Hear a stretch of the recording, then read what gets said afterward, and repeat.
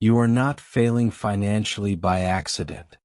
Every time you sabotage your progress, every time you walk away from an opportunity, every time you undercharge, overspend, delay, or freeze, something inside you is making that decision before logic arrives.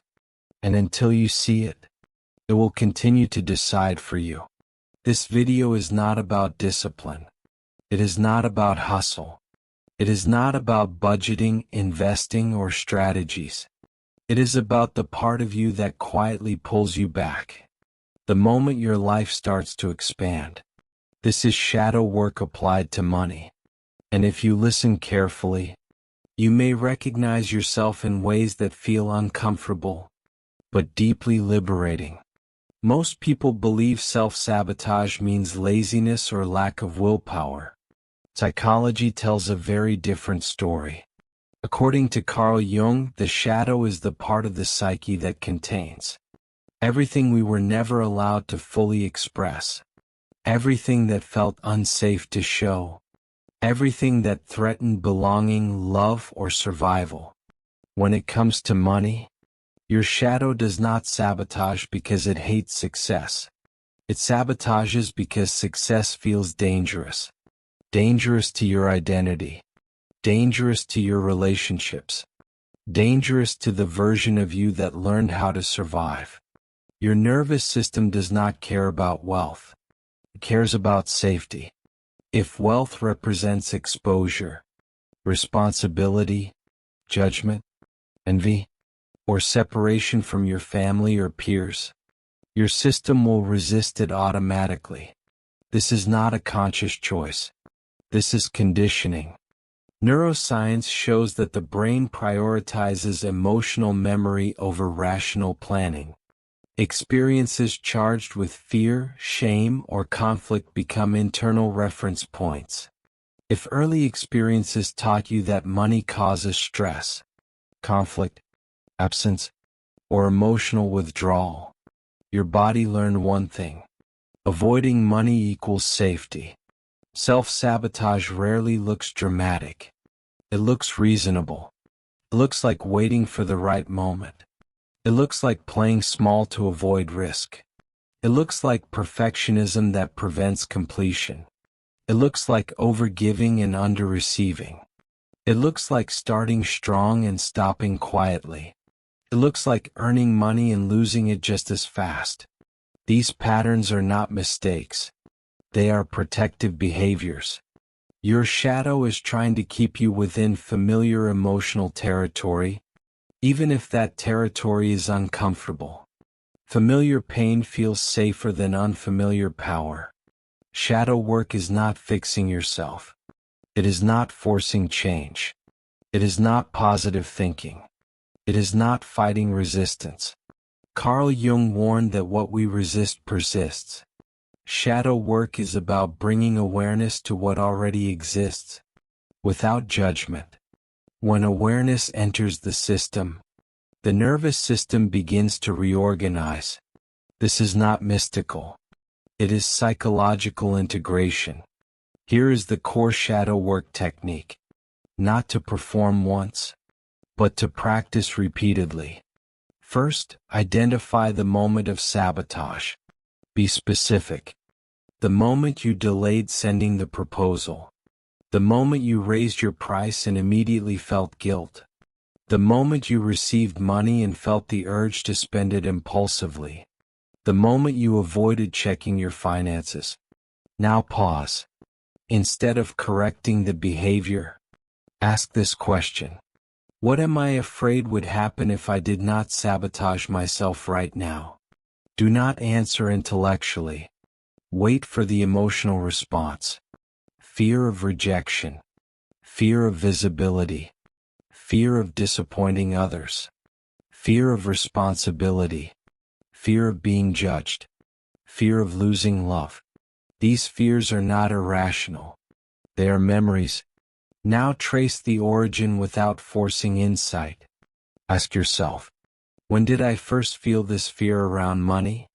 Do not search for a perfect answer. Let images, sensations, or emotions arise naturally. Often the body remembers before the mind does. A tense household, a stressed parent, arguments about bills, silence around finances, praise for sacrifice, punishment for wanting more. These experiences form emotional associations, not beliefs, and emotional associations drive behavior. There is a deeper reason why self-sabotage feels so convincing. The shadow does not speak in fear alone. It speaks in logic. It tells you that you are being careful, that you are being realistic, that now is not the right time, that you need more preparation, that others would not understand, that success would cost too much. These thoughts feel reasonable because they are not random. They are the voice of an old internal authority. In depth psychology, this is known as the internalized parent or internalized system. It forms through repeated exposure to rules, expectations, limitations, and emotional consequences.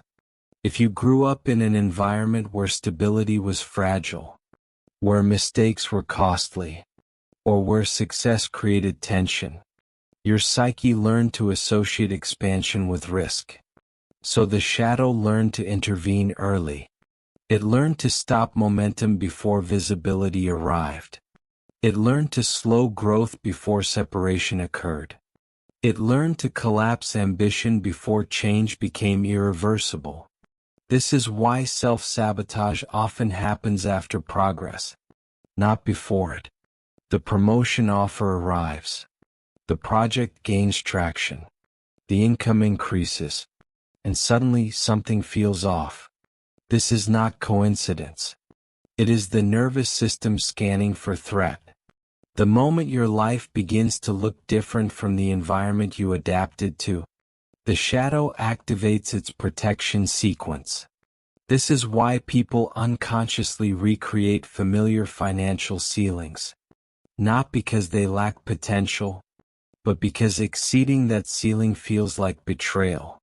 Betrayal of family identity. Betrayal of cultural narratives. Betrayal of the version of self that learned how to belong. Jung described this as loyalty to the unconscious tribe. The psyche prefers belonging over freedom, until awareness intervenes. When you see self-sabotage as protection rather than pathology, everything changes. You stop attacking yourself. You stop demanding discipline. You stop forcing motivation. Instead, you begin a dialogue. You ask the shadow what it fears losing, what it believes would break, what it thinks would happen if you truly succeeded. Often the answers are simple. I would be alone. I would disappoint someone. I would be exposed. I would not know who I am anymore. These fears are not weaknesses. They are unresolved transitions. Shadow work allows you to complete those transitions consciously, instead of repeating them unconsciously. This is why financial transformation feels slow at first. You are not changing behavior. You are updating identity. And identity moves at the speed of safety. As safety increases, resistance fades.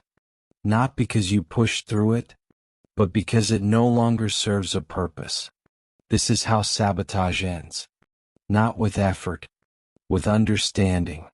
Ask yourself this tonight. What part of me is still trying to survive a life that no longer exists? And what would happen if I stopped fighting that part and started listening instead? Your financial future does not require a new strategy.